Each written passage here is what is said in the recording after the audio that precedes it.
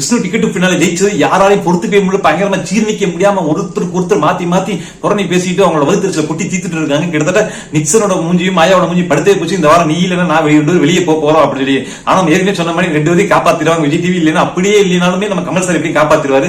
இது இருந்தாலும் அது தெரியாம குழம்பு தள்ளிட்டு இருக்க லைவ்ல பார்க்கும்போது நமக்கு கொஞ்சம் ஆனந்தமா இருக்கு. உள்ள இருக்க ஹவுஸ் மேட்ஸ் மட்டும் இல்லைங்க, வெளியே இருக்க பப்ளிக் நம்மளும் சரி நினைச்சு கூட பாத்துருக்க மாட்டோம் விஷ்ணு டிக்கெட் பின்னால வின் பண்ணுவாருன்னு சொல்லி எதிர்பார்க்காத நேரம் தான். கிட்டத்தட்ட விஷ்ணுவோட பேரண்ட்ஸ் வந்து புத்திமதி சொல்லிட்டு போனது நல்லா நண்பருமா உச்சந்திரையில ஆணி அறிஞ்ச மாதிரி அவர் மண்டல உள்ள இறங்கி இருக்கும் போல. அதுக்கப்புறம் பாத்தீங்கன்னா கரெக்டா அவங்க வந்து பிரிஞ்சு வந்தாரு. அது பிரிஞ்சு வந்ததுக்கு அப்புறம் பாத்தீங்கன்னா அவர் கேம் வேற லெவல்ல போயிட்டு இருக்கு. ஒவ்வொன்றும் கரெக்டா சூப்பரா விளையாண்டுருக்காரு. எங்க பேசணுமோ அங்கங்க பேசுறாரு, எங்க பேசக்கூடாது அங்க தேவையில்லாத இடங்களை தவிர்த்துட்டு பேசாம அமைதியா இருந்துக்கிறாரு.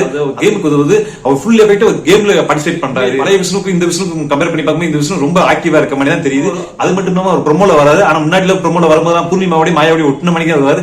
ஆனா இந்த தடவை என்னன்னா அவர் இண்டிவிஜுவலா ப்ரோமோல வந்துட்டு இருக்காரு. பாக்குற சூப்பரா தான் இருக்கு.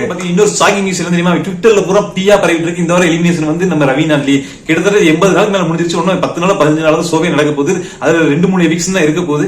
அதுலயும் விஜய் டிவியும் கமல்ஹாசன் சார் மாயாவையும் நிக்சனையும் காப்பாத்துறதுக்கான முயற்சி எடுத்துக்காங்க போல. அதனாலதான் தேவையில்லாத ஆடுகள் சொல்லி ரவீனா வெளியே அனுப்புறாங்க. ரவீனா கிட்டத்தட்ட போன வாரமே போக வேண்டிய ஆள் தான். நான் போன வாரம் போயிருந்தாலும் நாங்க மனசார ஏத்திருப்போம். ஆனா வாரம் கெட்ட பேர்ல தான் இருக்காங்க. மாயாவும் நிக்சனும் எப்பவுமே நல்ல பேர் எடுக்க போறதும் கிடையாது. ஆனா அவங்க ரொம்ப நாளா காப்பாத்தி ஃபைனல்ல அர்ச்சனா கையும் மாயா கையும் தான் கமல் சார் பிடிப்பாரு போல. அந்த அளவுக்கு கூட்டு போயிட்டு இருக்காரு பத்திரமா. டிக்கெட் பின்னால வின் பண்றவங்க நாமினேஷன் காப்பாற்றப்படுவாங்க. வின் பண்ணாதவங்க ஒரு ஆள் தேர்ந்தெடுக்கப்பட்டு இந்த வாரம் வீட்டு விட்டு வெளியே அனுப்புவாங்க அப்படின்னு சொல்லி பிக் பாஸே அதை வீட்டுக்குள்ள சொல்லியிருக்காரு.